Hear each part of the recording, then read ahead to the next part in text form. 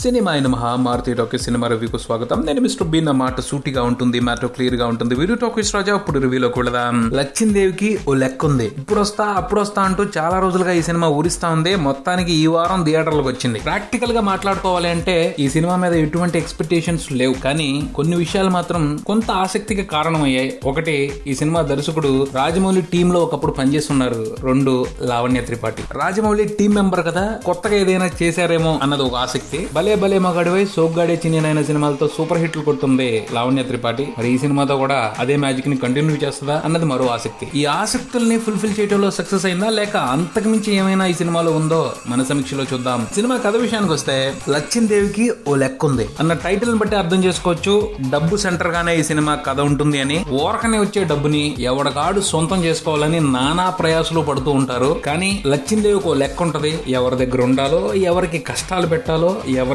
పరీక్షించాలో, ఎవరిని సంతోష పెట్టాలో ఆవిడికి తెలుసు. ఆ ప్రాసెస్ లో జనతా బ్యాంక్ ఆఫ్ ఇండియా అనే బ్యాంక్ లో పనిచేస్తున్న బ్యాంక్ మేనేజర్ సోమయాజులు, అదే బ్యాంక్ లో క్యాషియర్ గా పనిచేస్తున్న దేవి, హెల్ప్ డెస్క్ లో పనిచేస్తున్న నవీన్, ఈ బ్యాంక్ తో ఎటువంటి సంబంధం లేకపోయినా ఆ బ్యాంక్ లో ఉంది కానీ ఎవరికి అక్కర్లేని డబ్బుని కొట్టేయాలని చూసే మహేష్ అండ్ టీం సహా మరికొంతమందిని లచ్చిందేవి జాగ్రత్తగా టెస్ట్ చేసింది. అదే ఈ సినిమా. సినిమా విశ్లేషణ విషయానికి వస్తే, కథగా చెప్పుకుంటే, పాయింట్లుగా చూసుకుంటే వెరీ ఇంట్రెస్టింగ్ ఈ సినిమా. కానీ సినిమాగా చూసుకోవడానికే మహా తలకాయ నొప్పి ఈ సినిమా. ఎందుకంటే చెప్పడం వేరు, సినిమాగా తీసి చూపించడం వేరు. చెప్పుకోవడానికి చాలా గొప్పలు ఉంటాయి ఈ సినిమాలో, కానీ చూడటానికే ఈ సినిమాలో ఏమీ లేదు. చెప్పుకోవడానికి ఇంట్రెస్టింగ్ గా ఉండే విశేషాలు ఏమిటి అంటే, బ్యాంకుల్లో ఎవరికి సొంతంగానే సొమ్ము అలా పడి ఉంటుంది. అంటే వారసులు లేక, లేకపోతే దాన్ని క్లెయిమ్ చేసుకునే వాళ్ళు లేక, చాలా బ్యాంకుల్లో కొన్ని అకౌంట్స్ లో డబ్బు అలా మూలుగుతా ఉంది. దాన్ని కొట్టేయాలని చాలా మంది ప్రయత్నాలు చేస్తున్నారు. బేసిక్ గా ఇది ఫ్యాక్ట్. అలాగే వెరీ ఇంట్రెస్టింగ్ పాయింట్. అలా కొట్టేయాలనుకున్న వాళ్ళు కొట్టేయడానికి ఎలాంటి ప్లాన్స్ చేయొచ్చు అన్నది కూడా ఇంట్రెస్టింగ్ పాయింట్.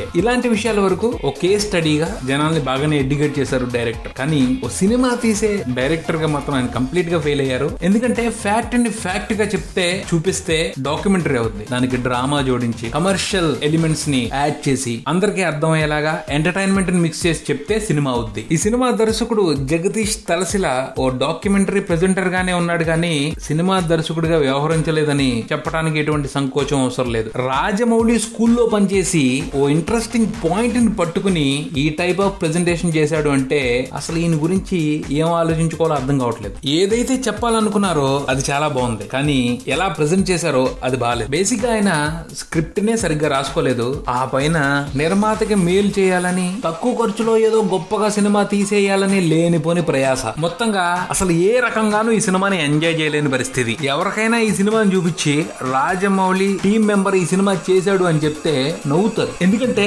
రాజమౌళి ఎంత కాన్ఫిడెన్స్ తో ఉంటారు, ఆయన టీమ్ లో పనిచేసే ఓ మెంబర్ కి ఇసుమంతైన ధైర్యం లేదా అని. రాజమౌళి టీమ్ లో పనిచేసే ఎంఎం కీరవాణి, ఎడిటర్ కోటగిరి వెంకటేశ్వరరావు గారు ఈ సినిమాకి పనిచేశారా అంటే ఆశ్చర్యపోవటం మినహా వేరే ఆప్షన్ ఉండదు. బేసిక్ గా ఈ సినిమా దర్శకుడికి సినిమా మేకింగ్ మీద అవగాహన ఉందో లేదో అనే అనుమానం కూడా వస్తుంది. ఎందుకంటే సినిమా మొదలైన దగ్గర నుంచి ఎండ్ అయ్యే వరకు ఎక్కడా కూడా ఆడియన్స్ ని సినిమాతో కనెక్ట్ అయ్యే ఛాన్స్ ఇవ్వలేదు. కథగా చెప్పుకుంటే స్టోరీలో దెమ్మ తిరిగిపోయే ట్విస్టులు ఉన్నాయి. ఒక్క ట్విస్ట్ ను కూడా సరిగ్గా ప్రెజెంట్ చేయలేదు. Very very bad execution and bad writing. అలానే స్క్రిప్ట్ లో ఫ్యాంటసీ ఎలిమెంట్స్ ఉన్నాయి, హర్రర్ ఎఫెక్ట్స్ ఉన్నాయి, థ్రిల్ చేసే విషయాలు ఉన్నాయి. ఏ అంశాన్ని కూడా ఎఫెక్టివ్ గా చెప్పలేదు. ఆయనకు చేత కాలేదు, చెప్పలేకపోయారు సరే. కానీ ఈ సినిమా కోసం డెడికేటెడ్ గా పనిచేసిన ఒక వ్యక్తి ఉన్నారు. పాపం ఆవిడ వర్క్ కూడా ఓ సాటిస్ఫాక్షన్ లేకుండా పోయింది. ఆవిడ ఎవరంటే లావణ్య త్రిపాఠి. బ్రహ్మాండంగా చేసింది. ఆమె చేసిన క్యారెక్టర్ లో కొన్ని వేరియేషన్స్ ఉన్నాయి, కానీ ఆ వేరియేషన్స్ ని ప్రాపర్ గా ఎగ్జిక్యూట్ చేయడంలో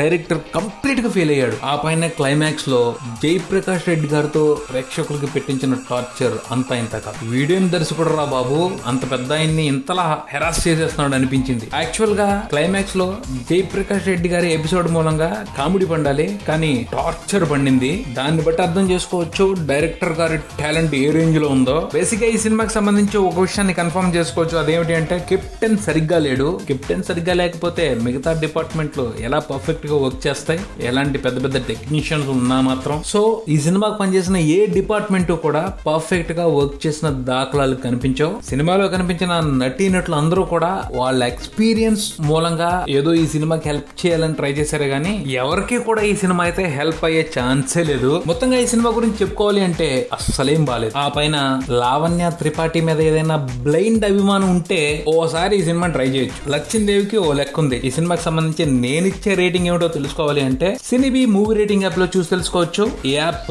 స్టోర్స్ లో అవైలబిలిటీలో ఉంది, డౌన్లోడ్ చేసుకోండి. ఇది లచ్చిందేవికి ఓ లెక్క ఉంది సినిమా రివ్యూ. మరో రివ్యూతో మళ్ళీ కలుద్దాం. Subscribe and keep watching Maruthi talkies. For me mister B and talkies Raja. Thank you.